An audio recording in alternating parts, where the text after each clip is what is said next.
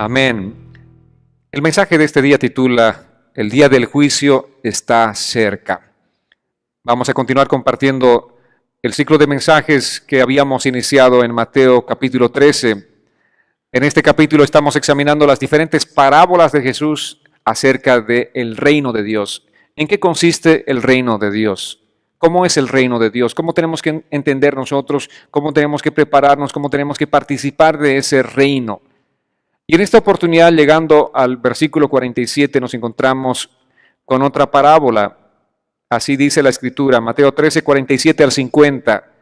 Asimismo, el reino de los cielos es semejante a una red que lanzada al agua recoge toda clase de peces. Una vez que se llena, la sacan a la orilla y los pescadores se sientan a echar el buen pescado en las cestas y desechan el pescado malo. Así será al fin del mundo. Los ángeles saldrán y apartarán de los hombres justos a la gente malvada, y a esta gente la echarán en el horno de fuego. Allí habrá llanto y rechinar de dientes. Un mensaje claro de parte del Señor. Esta parábola es acerca del juicio de Dios. Habla del infierno, habla acerca del horno de fuego, habla acerca del lloro y del crujir de dientes. Obviamente no es un mensaje popular. Sin embargo, es el mensaje que Jesús ha predicado y Él nos dijo que tenemos que estar alertas nosotros. Jesús habló mucho acerca del infierno, amados.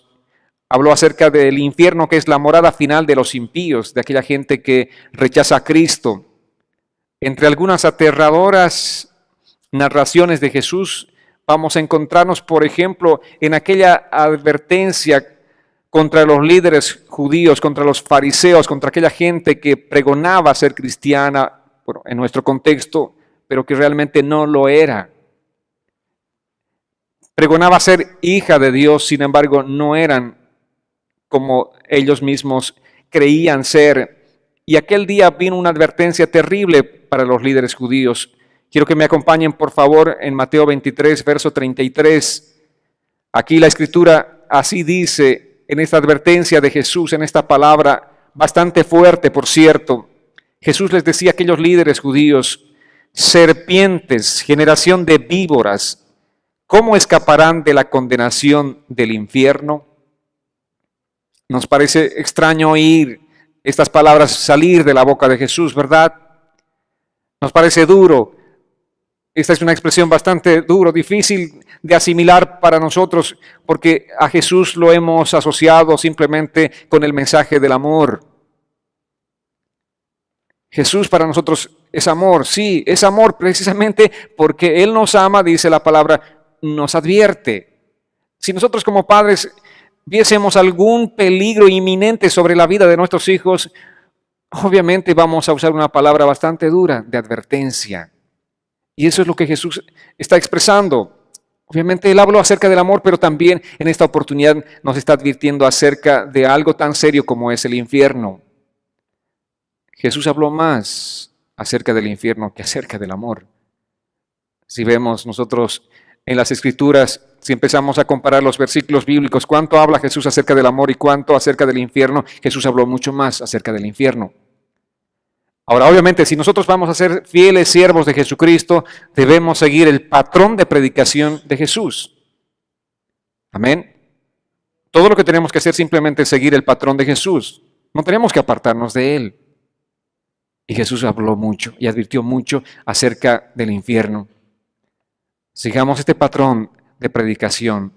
Él lo estableció. Jesús dice que nosotros como discípulos de Él tenemos que seguir todas las enseñanzas que Él impartió. Tenemos que tanto asimilar en nuestras vidas como también enseñar todo lo que Jesús nos enseñó. Ninguno de nosotros puede creerse más santo, más justo que Jesús, ¿verdad? ¿Quién? La pregunta es, ¿por qué la gente en este tiempo está distorsionando tanto el mensaje de Jesús? ¿Por qué la gente trata de suavizar tanto el mensaje de Jesús en aquello que llamamos el Evangelio light? ¿Por qué? ¿Jesús fue un mal predicador? ¿No era un buen maestro? ¿No era un siervo leal? No, todo lo contrario. Jesús dice, yo les estoy diciendo y enseñando todo lo que recibí de mi Padre. Yo no les hablo por mi propia cuenta, sino todo lo que el Padre me dice, eso les estoy hablando. Y todas las palabras que Jesús nos ha enseñado, obviamente son las palabras precisas que nosotros necesitamos escuchar. Ahora, obviamente como cristianos, mucho más como predicadores, ¿qué tenemos que enseñar? Lo que Jesús enseñó. Yo no puedo tratar de ablandar los mensajes de Jesús, no puedo tratar de esquivar estos mensajes tan importantes de advertencia, en este caso, como la advertencia contra el infierno, y solamente hablar acerca del amor de Jesús. El infierno es un tema principal, es un tema primordial en la predicación del Evangelio de Cristo. Amén. Es un tema central, amados, en nuestra predicación. Y tenemos que hablar de ello. ¿Por qué? ¿Cuál es la razón? Porque Jesús predicó mucho acerca del infierno. Esa es la única razón. Si Jesús enseñó, Él nos dijo, sean fieles, nosotros estamos siendo fieles en presentar el mensaje que Jesús enseñó en aquel tiempo. Por cierto, ¿cómo es el infierno? ¿Cuál es la realidad del infierno? Un autor cristiano dijo, nadie tiene una idea real acerca del infierno. Ningún loco en sus ideas más incoherentes jamás ha contemplado el horror del infierno. Ningún hombre en su delirio jamás ha concebido un lugar tan terrible y horrendo como es el infierno. Ninguna pesadilla en la mente de alguien jamás pudo producir un terror más grande de lo que implica el infierno. No es como mucha gente dice, o muchos cantantes en este tiempo promocionan, oh, vayamos al infierno, vamos todos al infierno, vamos a tener un lugar de diversión en el infierno. El infierno no es ningún lugar de diversión. Es un lugar de un terror que nuestra mente no imagina. Así que, amados, por eso tenemos la advertencia de Jesús. Ninguna escena de repulsión puede tocar los límites del infierno. Piensen en este momento en lo más repulsivo que puedan pensar. Ninguna se asemeja a lo terrible que es el infierno. Amén. Esta es una parábola donde Jesús nos advierte acerca del infierno. En estas parábolas de Mateo 13, en general, como hemos ido compartiendo en este tiempo, Jesús nos está enseñando acerca de cómo será la manifestación del reino de Dios en este periodo de tiempo que estamos viviendo. Entre la venida de Jesús, la primera venida, y entre la segunda venida de Cristo, entre el retorno de Jesucristo. Jesús nos habla acerca de cómo será el reino de Dios en este periodo de tiempo. Y nosotros estamos viviendo en este periodo de tiempo, amados. Él nos ha hablado en las anteriores parábolas de cómo Él permite que crezcan juntos el bien y el mal. Él permite que crezcan juntos el trigo y la cizaña. Estamos allí, estamos juntos. El trigo crece junto con la cizaña. Y dice la advertencia, tú no toques a la cizaña, que los ángeles se encargarán de ella. Amén. Nos advirtió eso el Señor. Ahora, obviamente las personas se burlan en este tiempo acerca de Cristo. Muchos, llamemos cristianos, entre comillas, no tienen un compromiso real con Jesucristo. Les da igual venir a un culto de adoración o no. No hay un verdadero compromiso con el Señor y eso podemos advertir nosotros. Y eso es triste. Estamos viviendo este tiempo, amados. Las personas realmente se burlan de Cristo. La gente se burla de Cristo. Pero dice que viene el día del juicio. Amén. Viene el día del juicio. Viene ese día que será inevitable. Y esta es una advertencia aterradora porque al final habrá una separación eterna entre aquellos que serán condenados y aquellos que son salvos. Esa va a ser la separación definitiva. No habrá más tiempo, no habrá más oportunidades. No habrá, Señor, ten misericordia de mí. No. No habrá más tiempo. El mundo, como podemos darnos cuenta en este tiempo, cada día está moviéndose más y más hacia ese fin inevitable. Esto va a ser inevitable. Nadie va a poder cambiar la realidad. Será como en los días de Noé. Una vez que la puerta de ese arca estuvo cerrada, nadie pudo cambiar la historia. Simplemente sucedió lo que sucedió y la gente pereció. Pero recordemos, Dios en su amor, en su justicia, no va a enviar un juicio sin advertencia de ese juicio. Amén. Nadie va a decir, yo no sabía por qué está pasando todo lo que está pasando, yo soy inocente. Nadie. El juez justo va a juzgar justamente. Un juez corrupto e inmoral juzgaría injustamente, pero Dios es un Dios justo. Amados, toda la humanidad se está moviendo en este tiempo hacia esa hora fatal, una hora fatídica para la humanidad, así como en los días de Noé. La puerta cerrada y no hay más opción de salvación. Las estadísticas dicen que en este país en el que vivimos, 5,000 personas por día mueren. Más o menos 5,000 personas. De esas 5,000 personas que mueren, ¿dónde van? ¿A qué eternidad van? ¿A la eternidad con Dios o separados de Dios? Toda la nación en este mismo momento está conmovida y ustedes también, me imagino que sí, por la noticia de este joven que entró a la escuela y quitó la vida de 17 de sus compañeros y sus profesores. ¿A qué eternidad se fueron esos hombres y mujeres, esos jovencitos, esas niñas? Amados, esta es una situación difícil y nosotros obviamente tenemos que asumir el compromiso con Dios. Y esta parábola nos debe llevar realmente a despertar de la situación de la vida espiritual. No es juego. La vida cristiana, amados, no es juego. Es un asunto muy importante, es muy serio. Por cierto, hablando del incidente, mucha gente pregunta, ¿qué pasó? ¿Qué pasó? Bueno, simplemente pasó que la amargura en el corazón de este muchacho pudo llevar a actuar de esta manera, a desquitarse con gente inocente. Y por cierto, tengamos cuidado de ella, ¿verdad? Tengamos cuidado cada uno de nosotros, como seres humanos, de que la amargura no nos lleve a situaciones tan locas y desastrosas. El muchacho decía que escuchaba voces.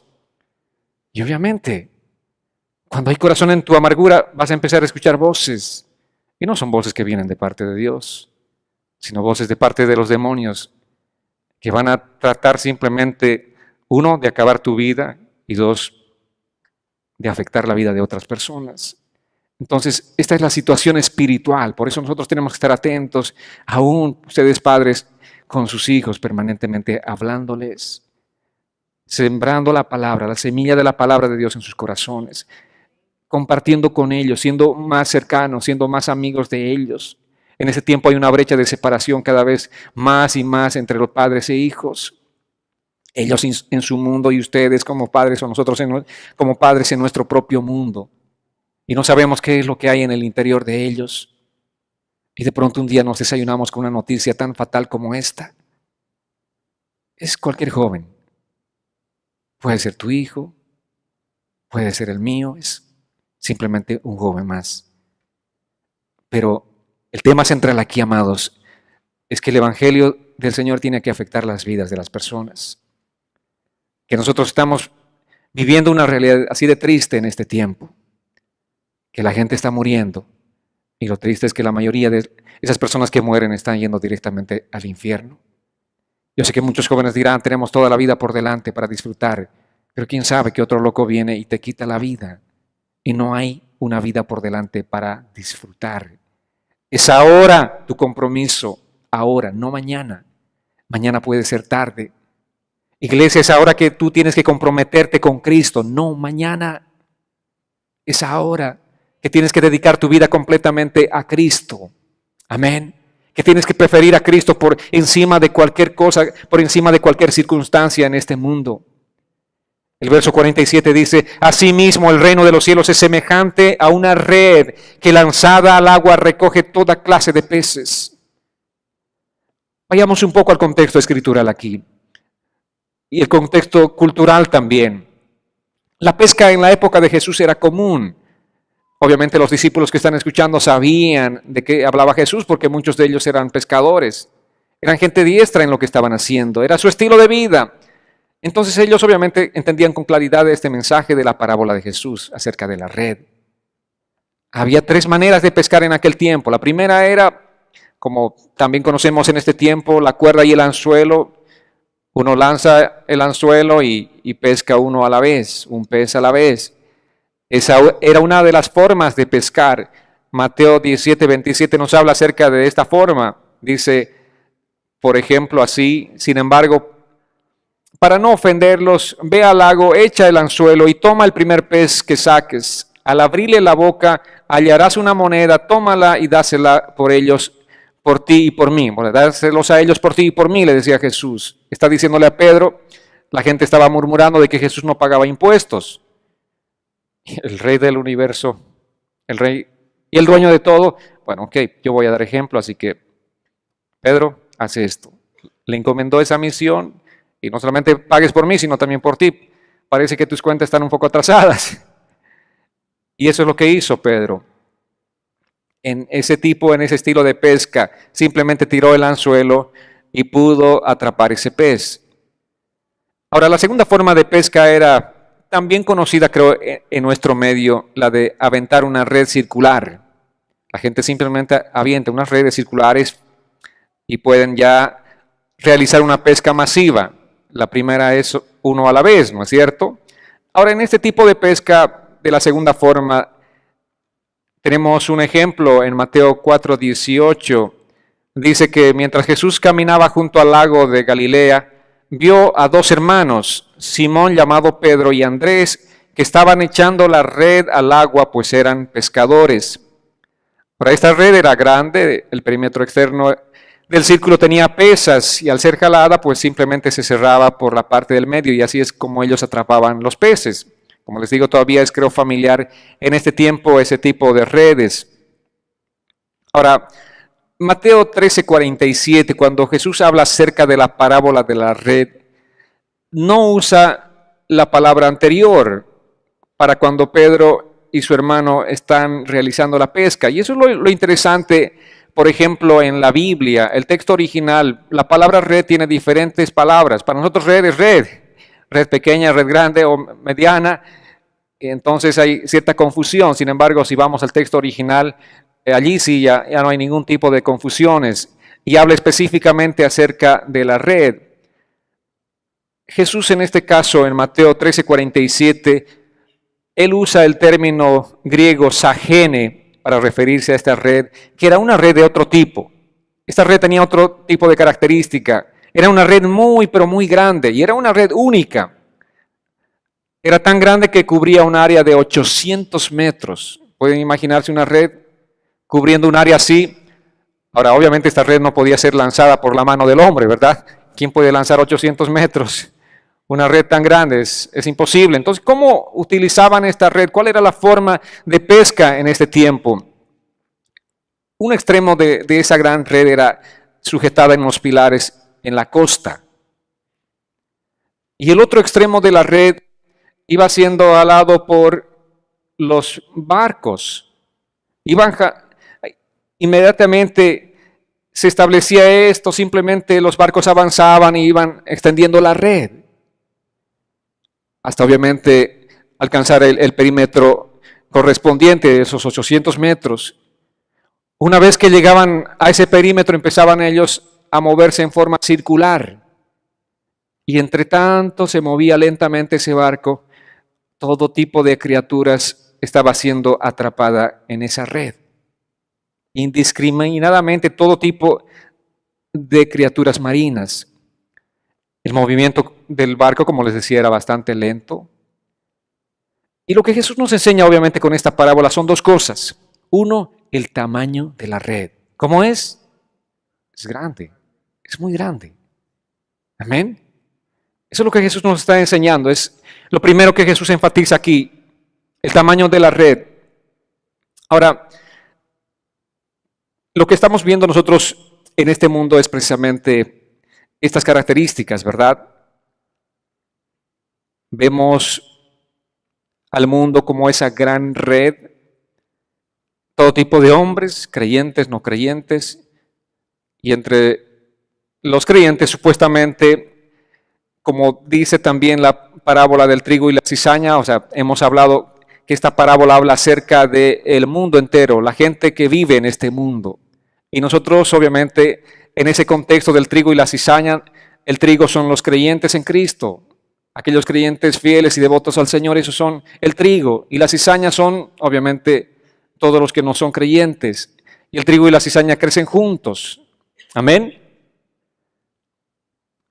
Y obviamente dijimos que como trigo nosotros estamos para influir sobre la cizaña, porque Dios hace ese milagro de transformación. Y dijimos que todos nosotros éramos en un tiempo de nuestras vidas cizaña, pero Dios cambió nuestra naturaleza. De cizaña nos convirtió en trigo.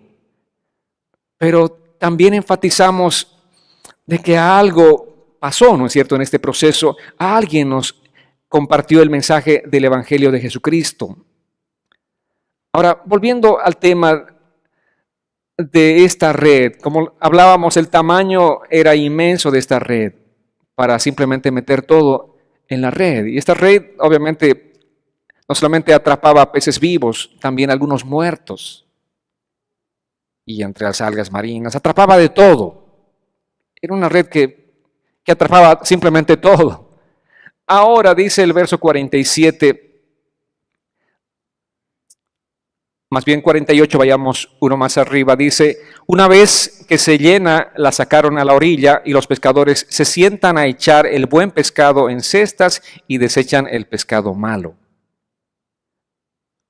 Ya hizo todo el proceso, obviamente los pescadores condujeron ese barco hasta la orilla, la red fue alada directamente hasta la orilla, los peces están en la orilla ahora. ¿Qué empieza? El proceso de la selección. La red está llena de todo tipo de criaturas de mar. Entonces, los pescadores tienen que sentarse pacientemente, porque es un trabajo muy cuidadoso, muy detallado que tienen que realizar. Requiere mucha paciencia y es ahí donde empieza la jornada difícil para ellos. Esta escena era obviamente común para las personas que estaban escuchando a Jesús aquel día, para el auditorio que tiene Jesús. ¿Qué hacían los pescadores? Tomaban lo bueno y se ponían en unas cestas especiales. Si estos peces tenían que viajar por días enteros u horas enteras, pues ponían unas cestas con agua. Y si era para el consumo de la misma ciudad, no había necesidad de poner en agua, sino simplemente en cestas, porque pronto en las próximas horas estos peces serían cocinados. Esa era la selección, amados. Dice que simplemente ellos tomaban lo bueno y lo colocaban en contenedores y lo malo era desechado. Ese es el mensaje de Jesús. Amén. Primero dijimos el tamaño de la red. Y dos, es el proceso de selección. Lo bueno en las cestas. Lo malo, ¿qué se hace con lo malo? Se desecha. Así como la basura. ¿Qué se hace con la basura? Se desecha. Eso es lo que Jesús nos enseña en la parábola. Ahora, veamos el principio que Jesús nos enseña. En el verso 49 está el principio. Vayamos con atención. Mateo 13, verso 49 dice, así será al fin del mundo. Los ángeles saldrán y apartarán de los hombres justos a la gente malvada. Amén. Los ángeles van a hacer ese trabajo. El tema central es el proceso de separación que se llevó a cabo en la costa. Este es el retrato de la separación que los ángeles van a hacer en el día de la costa, en el día final más bien. Aquel día Jesús está hablando a los hombres pescadores, toda la gente conoce de la pesca, sabe exactamente lo que está pasando. Y les dice, así como ustedes hacen su trabajo, así también los ángeles van a hacer su trabajo en el día final, en el juicio final. El énfasis de Jesús en esta parábola, entonces, es este, amados. Como pudimos ver las anteriores parábolas, lo bueno y lo malo van de la mano. Y Dios tolera la maldad en ese tiempo. Yo sé que muchas personas dijeron, pero ¿por qué Dios permitió que este loco entre y mate a estos niños inocentes? Lo bueno y lo malo están de la mano. Amén. Van de la mano. Yo sé que muchos de ustedes en algún momento también se han preguntado, pero ¿por qué Dios permite? ¿Por qué Dios permite que pase esto o lo otro? Ya veremos por qué Dios permite. Pero lo cierto es que lo bueno y lo malo van de la mano. Y Dios tolera que pasen estas cosas, pero el tiempo, amados, está por cumplirse. El tiempo en el que los malos serán separados para ser desechados. ¿Y cómo es que van a ser desechados? La palabra dice, en un lugar de fuego que arde todo el tiempo, en un lugar de condenación eterna, en un lugar que es el crujir de dientes por la eternidad. Allí serán separados, allí serán echados. Entre tanto, todavía el bien y el mal van de la mano. Vamos juntos, vivimos en una sociedad, aún como iglesia, estamos en una iglesia. Ya les dije, la iglesia también representa, o sea, no es que la iglesia está totalmente a salvo de que el trigo y la cizaña crezcan juntos. Y tampoco está a salvo de que peces muertos o peces simplemente que son inservibles para el consumo, para el alimento de los hombres, esté dentro. Esto nos habla acerca de esta realidad, amados. Y por supuesto, cada uno de nosotros tenemos que entender qué dice la palabra de Dios, en qué posición estamos nosotros. Pero lo cierto es que el día de la separación viene y ese día será inevitable y la separación será definitiva. No es como alguna vez escuchamos nosotros cuando éramos católicos aquella doctrina que habla acerca del purgatorio, de que si mueres habrá una oportunidad que con muchos rezos y oraciones del purgatorio podremos despachar hasta el cielo. Eso no es escritural, amados, no es bíblico. El juicio es definitivo, es ahora, es en este mundo, es en vida ahora. Ahora que tienes que decidir por Cristo, porque después no habrá oportunidad. El tiempo está por cumplirse. Ese tiempo es inevitable, como les decía, cuando se separará a los que aman genuinamente a Jesús de aquellos que rechazan a Jesús. Amén. Ese tiempo está cercano y nosotros tenemos que estar cada día conscientes de esto. Y por supuesto tenemos que estar despiertos. Iglesia, tenemos que estar realmente despiertos espiritualmente. No podemos estar dormidos. Amén. Despertemos, amados. A veces nos dejamos simplemente llevar por las cosas, las circunstancias que vivimos en ese día a día. A veces estamos tan desenfocados en cosas que son superfluas, cosas que no tienen sentido de verdad. Cuando lo eterno, lo grande, es realmente entender estos principios de la palabra del Señor. Este tipo de preocupaciones debería estar llenando nuestros corazones. La preocupación de la gente que se está perdiendo cada día, la gente que muere sin Cristo, la gente que vive sin Cristo. En eso tenemos que estar preocupados y nuestra oración, obviamente, cuando hablamos acerca de la oración del reino, es una oración que debe estar centrada en esto, que tu reino venga, Señor, que tu reino venga a los corazones de las personas, que tú gobiernes realmente los corazones de las personas y no solamente de los que no son creyentes, sino de nosotros que somos creyentes, que Dios realmente nos gobierne y que no nosotros a nosotros mismos. El gobierno de Cristo implica que Él está rigiendo tu vida. Él, según las leyes que ha establecido, que son su palabra. Y nosotros tenemos que caminar, obviamente, conforme a los principios de su palabra, no conforme a nuestros buenos juicios. No conforme a nuestros sentimientos, sino conforme a los principios de la palabra del Señor.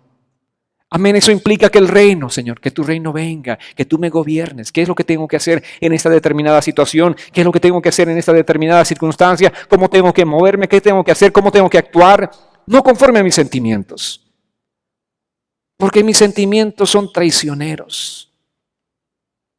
Perverso es el corazón del hombre, dice la palabra, y ese es el mío. Amén. Y el tuyo también. Es perverso, es malo.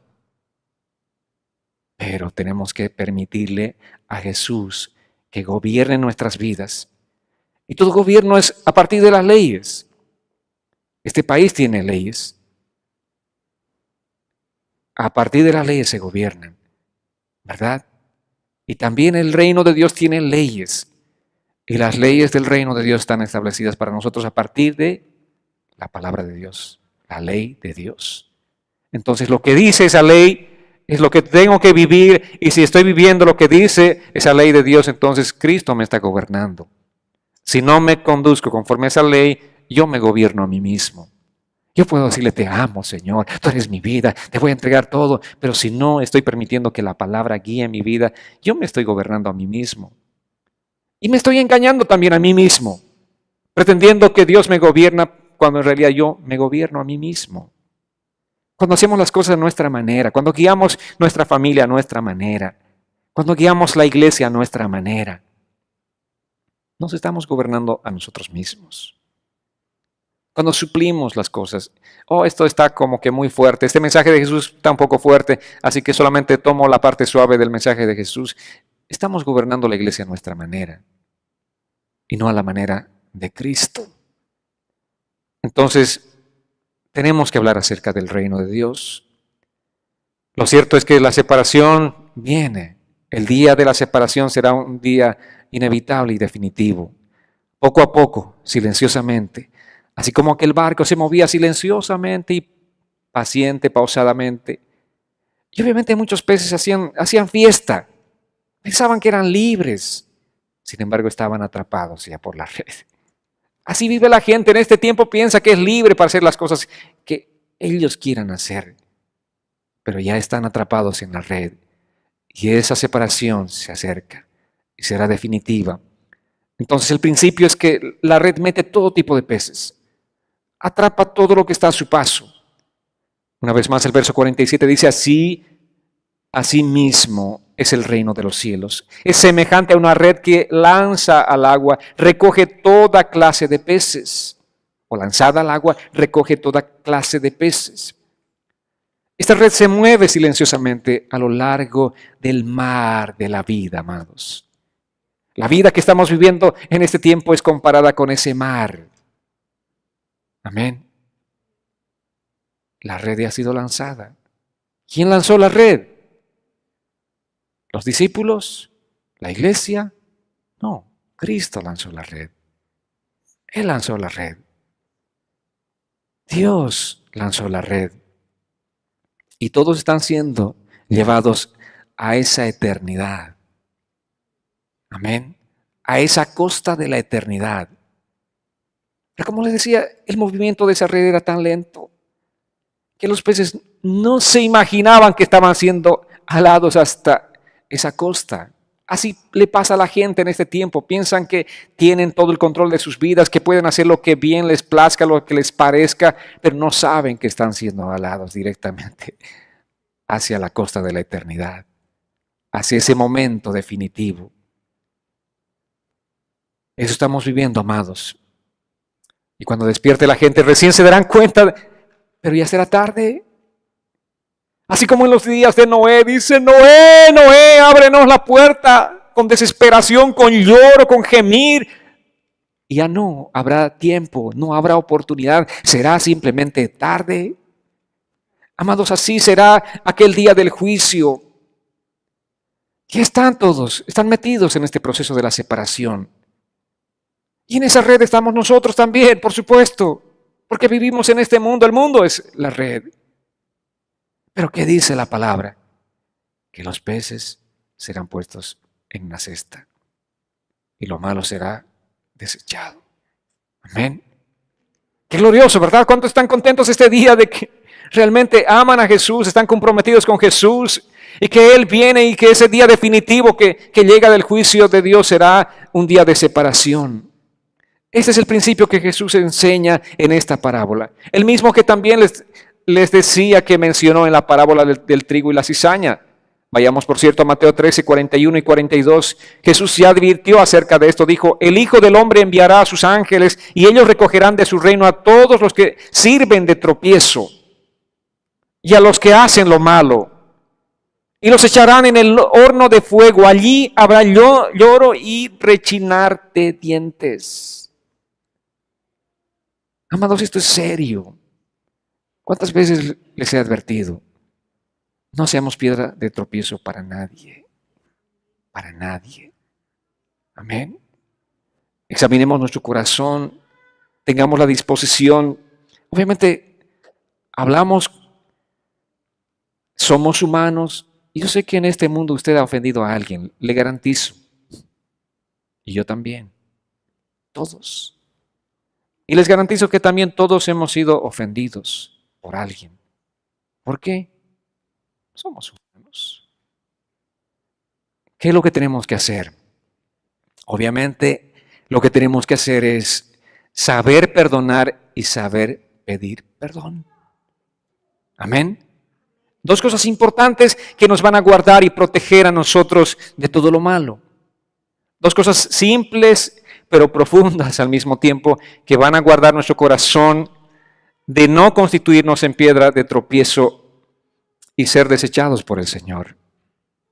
En un lugar que será de horno de fuego, un lugar que será de llanto y rechinar de dientes. Y Mateo 13:49 dice, así será el fin del mundo. Los ángeles saldrán y apartarán de los hombres justos a la gente malvada.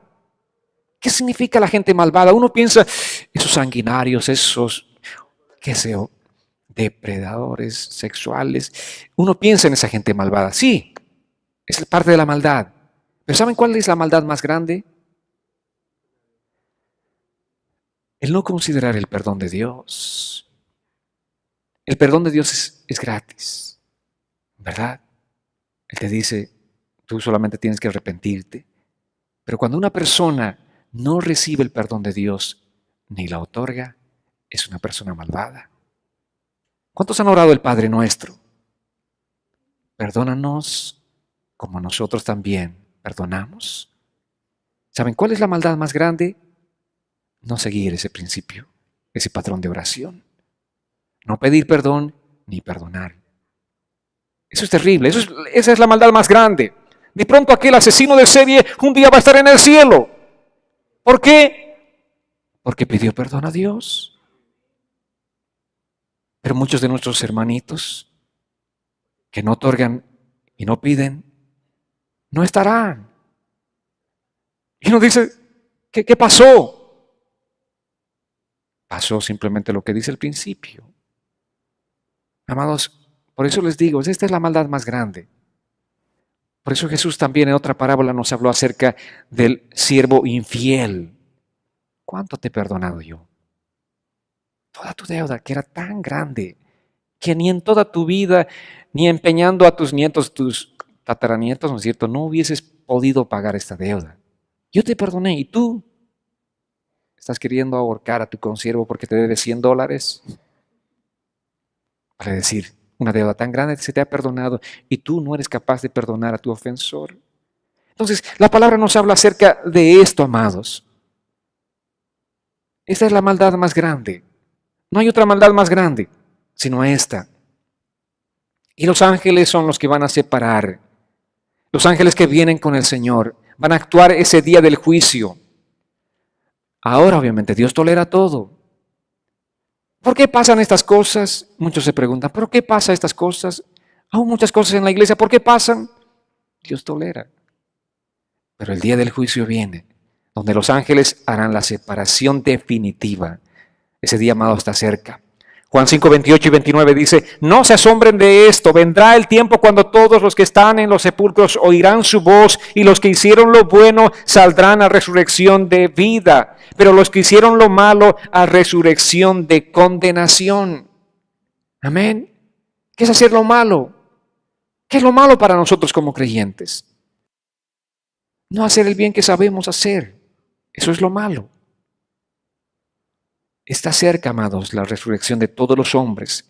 Y la palabra dice, unos a resurrección de vida, otros a resurrección de condenación. Pero que todos van a resucitar, sí, todos van a resucitar. El asunto no se termina con tu muerte física en este mundo.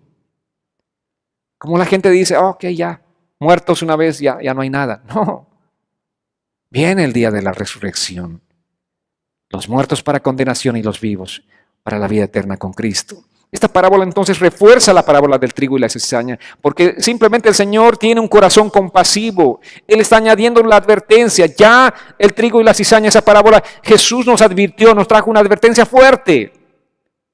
Y una segunda, ¿por qué? Es lo que los hijos no entienden muchas veces, ¿verdad? ¿Por qué les advertimos una y otra vez de lo mismo?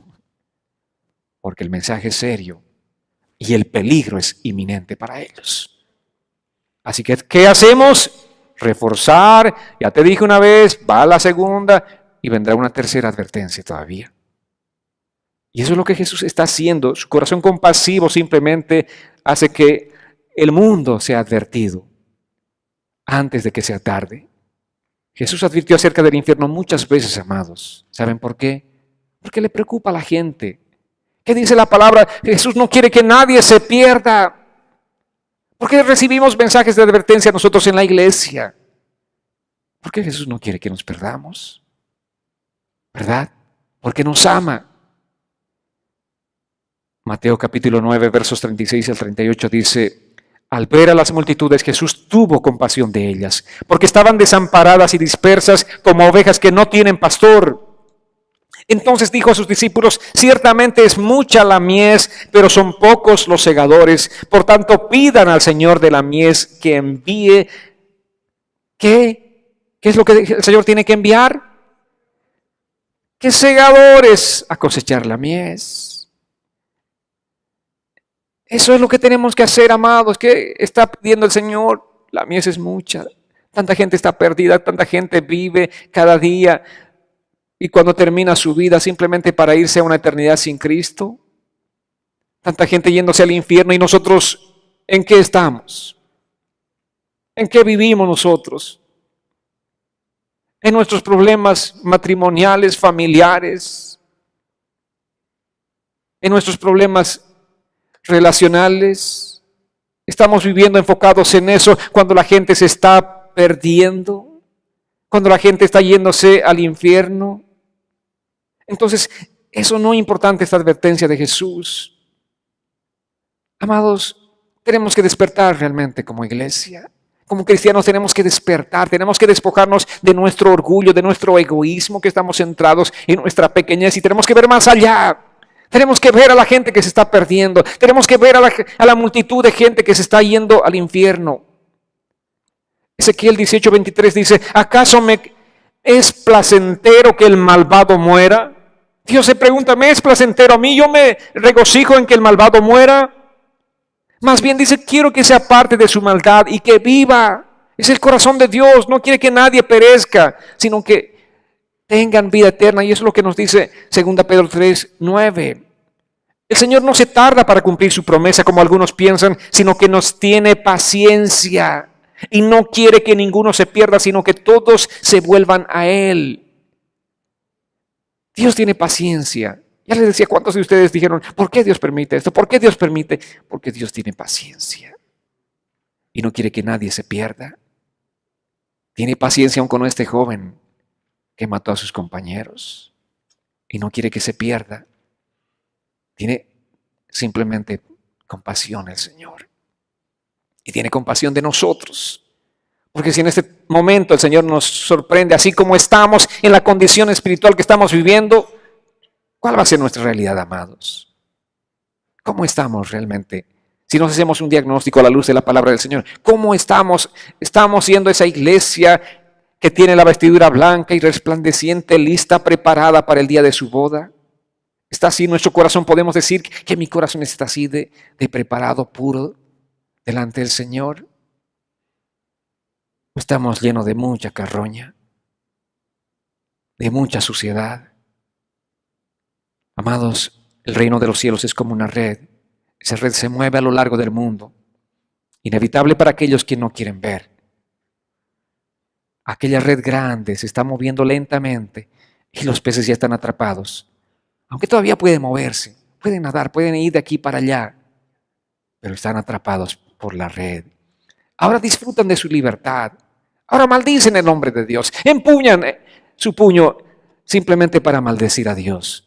Pero pronto serán sacados a la costa. Allí será el juicio final. Allí se determinará su eternidad. Y los malvados, como dice la palabra, para el juicio, para la condenación eterna. La gente vive en este mundo imaginando ser libre. La gente vive en este mundo imaginando que creen que pueden hacer lo que quieren.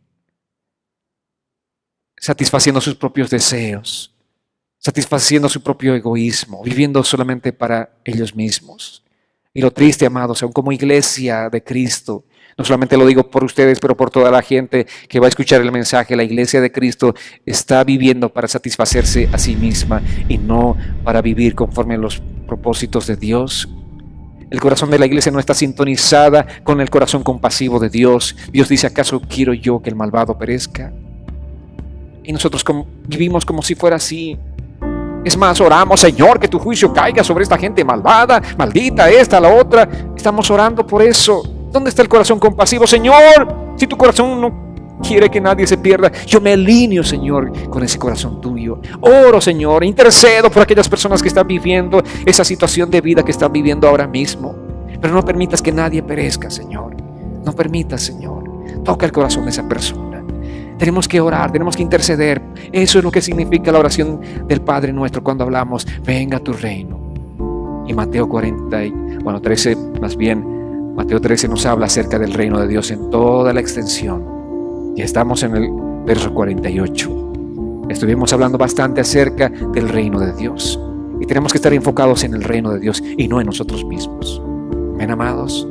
Podemos vivir de manera más consciente, enfocados en el reino de Dios y no en nuestro mundo egoísta. La gente desconoce que el juicio de Dios está cerca. La gente vive como si el juicio no estuviese cerca. Es nuestra misión, amados, advertirles. Pero también nuestra misión estar preparados para ese día. El gran día que está más cerca que nunca. Amén, iglesia. Quiero invitarles a que se pongan en pie. Vamos a orar.